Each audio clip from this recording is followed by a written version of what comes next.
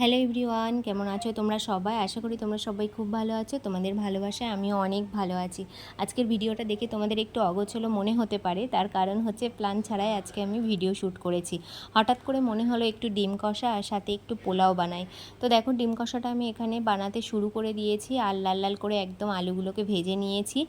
তার সাথে গোটা গরম মশলা ফোড়ন দিয়ে 4-5 কোয়া মতো রসুন একটু থেতো করে কড়াইয়ের মধ্যে দিয়ে একটু হালকা করে ভেজে নিয়েছি। তারপরে দিয়ে দিয়েছি আদা বাটা, নুন, হলুদ, লঙ্কা গুঁড়ো, গরম মশলা গুঁড়ো আর একটুখানি ফ্যাটানো টক দই। তো এটা দিয়ে বেশ খানিকক্ষণ ধরে একটুখানি কষালাম। তোমরা দেখলে বুঝতেই পারছো একদম কষিয়ে তেল ছেড়ে দিয়েছে মশলা থেকে।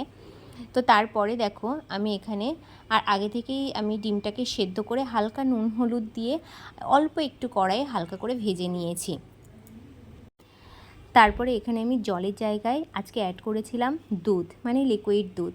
আর এই দুধ অ্যাড করাতে এই সাধারণ ডিম কষাটা খেতে যে এত সুন্দর অসাধারণ হয়েছিল আমি বলে বোঝাতে পারবো না। তোমরা প্লিজ একবার এরকমভাবে বাড়িতে ট্রাই করে দেখো, তোমাদের এরকম সাধারণ ডিম কষা আর খেতে ইচ্ছে করবে না। খুব বেশি মশলাও লাগে না, হালকা লাস্টে একটুখানি দুধ অ্যাড করে দেবে, খেতে কিন্তু দারুণ হয়। আর এটা যদি পোলাও বা ফ্রাইড রাইসের সাথে খাও তাহলে তো কোনো কথাই নেই। তো দেখো, আমার সমস্ত মশলা কষানো হয়ে গেছে। এবার কিন্তু আমি এর মধ্যে অল্প একটু দুধ অ্যাড করেছি। আমি এখানে আজকে কোনো জল অ্যাড করিনি, যেহেতু আমি একটু কষা কষা খাবো তাই জন্য খুব বেশি গ্রেভির দরকার নেই, মানে রাখিনি আর কি। অল্পই আমি এখানে দুধ অ্যাড করেছি, যতটুকু গ্রেভি আমার লাগবে আমি ঠিক ততটুকুই দুধ অ্যাড করেছি। হঠাৎ করে রান্না করতে করতে কিন্তু মাথাতে এটা এলো যে এরকমভাবে রান্নাটা করলে কেমন হয়। তো সত্যি এরকমভাবে বানিয়েও ফেললাম আর খেতে দুর্দান্ত হয়েছিল।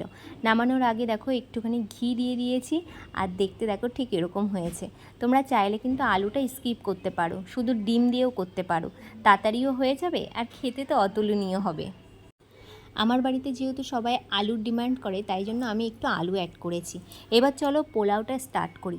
পোলাওয়ের পারফেক্ট রেসিপি আমি এখন তোমাদের সাথে শেয়ার করতে পারছি না, তার কারণ হচ্ছে আমি নিজে এখনও পারফেক্ট পোলাও বানাতে শিখিনি, তাই জন্য তোমাদের সাথে আর শেয়ার করতে পারলাম না পারফেক্ট রেসিপিটা।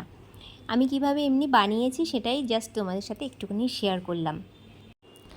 চায়ের কাপ মেপে আজকে আমি 1 কাপ মতো গোবিন্দভোগ চাল নিয়েছিলাম আর সেই চালটাকে বেশ ভালো করে ধুয়ে 10 মিনিটের জন্য খবরের কাগজের উপরে বিছিয়ে রেখেছিলাম। চাল থেকে জলটা শুকিয়ে এলে তারপরে দেখো ওর মধ্যে নুন, হলুদ, ঘি আর একটু আদা বাটা দিয়ে বেশ সুন্দর করে মাখিয়ে নিয়েছিলাম। আর আজকে পোলাওটা পুরোটাই ঘিয়ে রান্না করেছি, একটুও সাদা তেল অ্যাড করিনি। আর এই যে কাপটা দেখছো, এই কাপ মেপে কিন্তু আজকে আমি চালটা নিয়েছিলাম। আর এখানে দেখো দেখছো কাজু কিশমিশ রেখেছি, এটা একটু ঘিয়ে হালকা করে ভেজে নেব। নেওয়ার পরে তারপরে যেমনভাবে নর্মালি পোলাও রান্না করে ঠিক তেমনভাবেই রান্না করব। এর আগে জানো তো, আমি 2-1 বার পোলাও বানানোর চেষ্টা করেছিলাম, কিন্তু পারফেক্ট পোলাও কিন্তু বানাতে পারিনি আমি। ওই জন্য খুব ভয়ে ভয়ে আজকেও পোলাওটা রান্না করছি।